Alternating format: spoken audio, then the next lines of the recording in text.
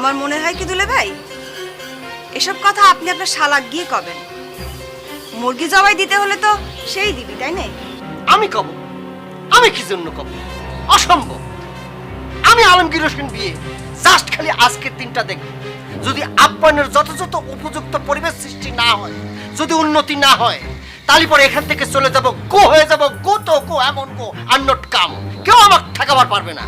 আর তোমার প্রতি আমার একটা জাস্ট রিকোয়েস্ট থাকবে, তুমি আমাকে ঠেকাবার চেষ্টা করবে না।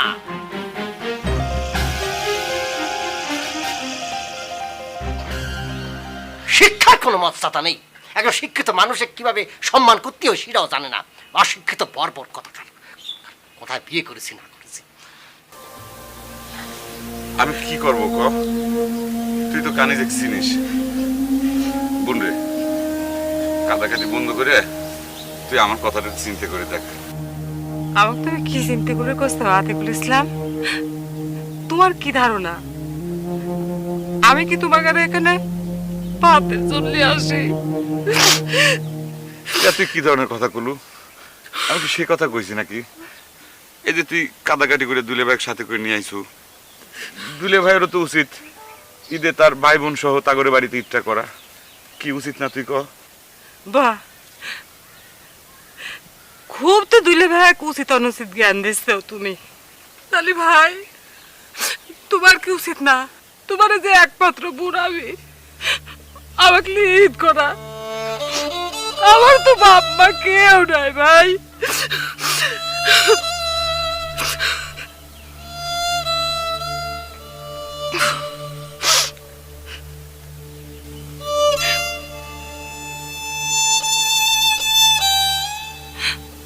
তোমার মনে হয় মনে নাই, প্রত্যেক ঈদের দিন আব্বা সকালে উঠে আমাকে দুই ভাই বোনের হাত ধরে ঈদগাহে নিয়ে যেত।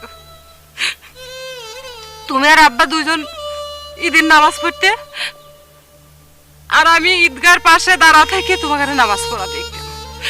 নামাজ পড়া শেষ হলে পরে তোমরা কুলাকুলি করতে, তারপর আব্বা আমাকে দুই ভাই বোনকে হাত ধরে মেলার পর নিয়ে যেত।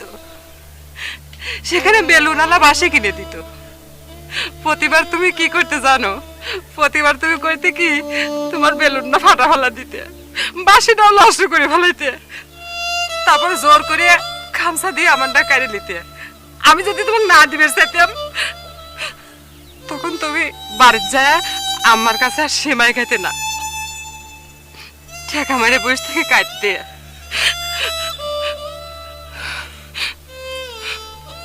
আতিকুল ইসলাম, জানো ভাই, প্রত্যেক ঈদের দিন সকালবেলা এখনো আব্বা এসে আমার হাত ধরে,